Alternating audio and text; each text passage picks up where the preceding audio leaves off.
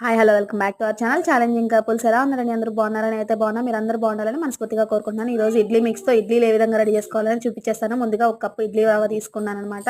అది ఇన్స్టెంట్గా రెడీ చేసుకున్నది ఏంటంటే ఇడ్లీ పిండి. దానిలోకి ఒక కప్పు వాటర్ యాడ్ చేసుకొని చక్కగా ఫస్ట్ మిక్స్ చేసుకోవాలి. దానిలోకి ఇంకొక హాఫ్ కప్ వరకు యాడ్ చేసుకుంటాను. మీకు వాటర్ ఎంత అయితే పడతాయో అన్ని వరకు యాడ్ చేసుకొని చక్కగా దీన్ని ఒక 10 to 12 అవర్స్ పాటు పక్కన పెట్టేసుకోండి. ఆ తర్వాత మళ్ళీ మీకు కన్సిస్టెన్సీని బట్టి వాటర్ అయితే యాడ్ చేసుకోండి. ఇలా వాటర్ యాడ్ చేసుకున్న తర్వాత నార్మల్ ఇడ్లీలు ఏ విధంగా అయితే యాడ్ చేసుకుంటామో అలా వేసేసుకొని 10 to 15 మినిట్స్ పాటు చక్కగా కుక్ చేసుకోండి. మన నార్మల్ ఇడ్లీ ఏ విధంగా అయితే కుక్ చేస్తామో ఆ విధంగానే కుక్ చేస్తే సరిపోతుంది.